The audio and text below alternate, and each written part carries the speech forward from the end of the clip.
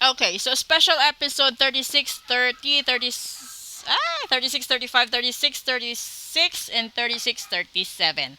So, gagamit tayo ng taro. Okay?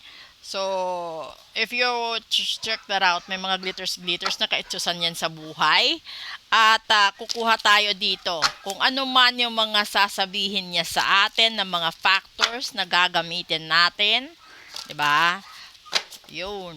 So, kuha tayo dito at gamitin natin ito. Okay.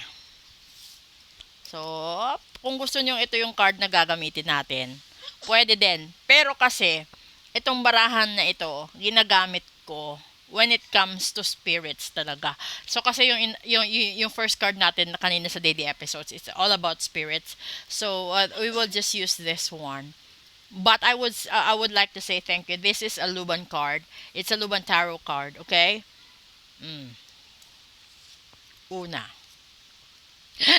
the Wheel of Fortune talaga. Sabi ko the Wheel of Fortune. Mhm. Second, the Hierophant. And third, uy, Temperance. Okay, alam mo kung bakit ganyan, 'di ba? Ito na naman tayo. Kasi yung shaman, so ibig sabihin nito, mostly sa inyo ngayon, yung posible na tinamaan ng espiritu or spiritual side is your finances. This is your wheel of fortune. So, 50-50. Ito yung sinasabi ko sa inyong karma. 'Di ba? Iikot ka, kung nakikita nyo, parang wala siyang ulo. Iikot ka na para puro ugat at nanunuyo. Ito yung bagay na wala kang nahihita. Parang ang dami mong ginagawa. Paikot-ikot lang, paulit-ulit lang, no? Walang resulta, wala kang naiipon. At yung pangalawang baraha, kanina sinabi ko dito yung miracles. Papaano ka makakatanggap ng mga milagro or blessings sa buhay kung nire-ritual ka ng kalaban mo? Kanina sinabi ko, yung kalaban ninyo minsan kakilala nyo nasa paligid nyo lang. Nakamaskara siya, two-faced na klase ng tao. Ngayon, 'di ba? Ito na 'yon. Yung gusto nilang matanggal sa iyo is mahirapan ka sa balanse mo sa buhay. Mahihirapan ka. Tignan mo, pilit kang inaalis or pilit kang pinipilayan. Ito yung bagay na gusto kang ibagsak. Tignan mo, mud. Kasi ito mud. This is the mud. Pilit kang inilulubog dito. So may mga tao na gumawa sa inyo ng ritual para malubog kayo. It's either malubog kayo sa utang, malubog kayo sa kawalan, sa malubog ang kalusugan, may mga ganun. So, eto na yon. Sinabi na sa atin ni Universe.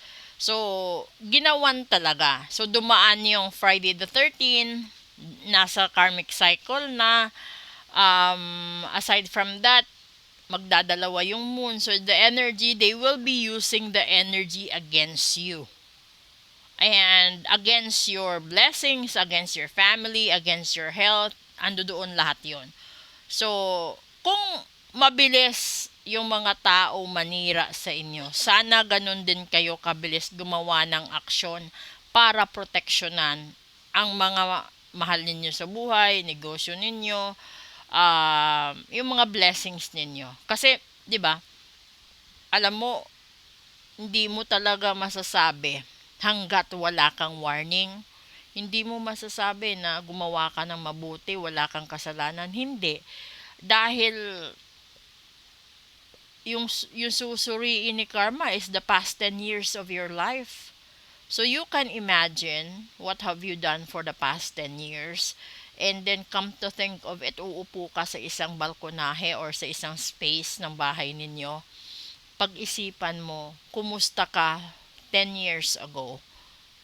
Tapos kung ano yung experience mo right this moment. Halimbawa, punong-puno ka ng problema, nasasaktan ka, minamalas ka sa pag-ibig, inaalat ka sa lahat ng bagay. Ibig sabihin nun, yan yung mga bagay na naani mo sa 10 taon. Dahil, yung mga tao naman, they will never manifest against you. kung hindi sila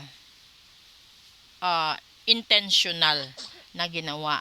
So kaya nga 'di ba may ritual kasi yung ginawa sa inyo is intentional at hindi gawa ng Diyos. Kasi yung tanging ginagawa lang ng Diyos sa tao, binibigyan tayo ng pagsubok. Pero bago pa niya ibigay ang pagsubok, alam niya.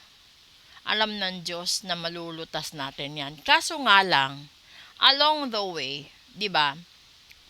Merong makikisawsaw sa panahon ng mga trials na bigay sa iyo ng Diyos. So halimbawa, kung binigyan ka ng trials ngayon sa finances, tapos mararamdaman ng mga taong galit sa iyo or mararamdaman ng mga taong inggit sa iyo na pinoproblema yung financial na side. So gagatungan nila 'yan, no? Yung energy na binigay ni God, gagatungan nila para mas lalong bumigat. So, ganun sila. Wala tayong magagawa doon. Yung tanging magagawa mo lang is, tanggalin mo yung gawa ng tao para yung mangyayari sa'yo is yung natural lang na bigay ng Diyos. So, tanggalin mo din yung paniniwala na Diyos na ang bahala sa'yo dahil hindi. Diyos ang bahala sa'yo kung kikilos ka. Dahil lahat ng swerte sa buhay, kung hindi mo gagawan ng aksyon, hindi rin magbubunga. Katulad din yan ng karma, 'di ba? Kung ano yung itinanim mo sa 10 taon, yun yung aanihin mo ngayon at aanihin mo pa hanggang dulo ng 2025. Ganun yun. Sa love life, ganon. Sa business, sa community, sa marriage, sa family members, ganon. Okay? So, ito na yun. Ibig sabihin, yung iba sa inyo na barang nakulam na sumpa at nagayuma, yung iba talaga nasumpa sa pera. So, galit yan eh. Magkaiba yung galit ng tao, level ng galit ng tao. Ang pinakamahirap kung yung nagalit sa inyo ay magulang nyo. 'Di ba? Tapos, hindi nyo nakausap, hindi kayo nakahingi ng tawad at namatay, nalibing, na hindi kayo nag-uusap. Kahit hindi mo magulang, kahit kapatid mo or tiyahin mo or kaibigan mo na hindi mo nakausap bago man lang mawala sa mundo at nasama niya sa libingan niya or sa hukay niya ang sama ng loob sa'yo, asahan mo mabigat ang buhay mo. Isa yan. Kung meron kang mahal sa buhay na nawala, na dala-dala niya ang sama ng loob, wala kang tawag doon sa Tagalog, hindi gaganda, hindi gagaan ang buhay mo hanggat hindi ka nagparitual na humihingi ka ng tawad sa mga kasalanan mong nagawa sa kanya. So, yan yung isa sa mga bagay na ginagawa ng mga espiritu. Okay? So, maraming salamat. Proceed tayo sa English episode natin.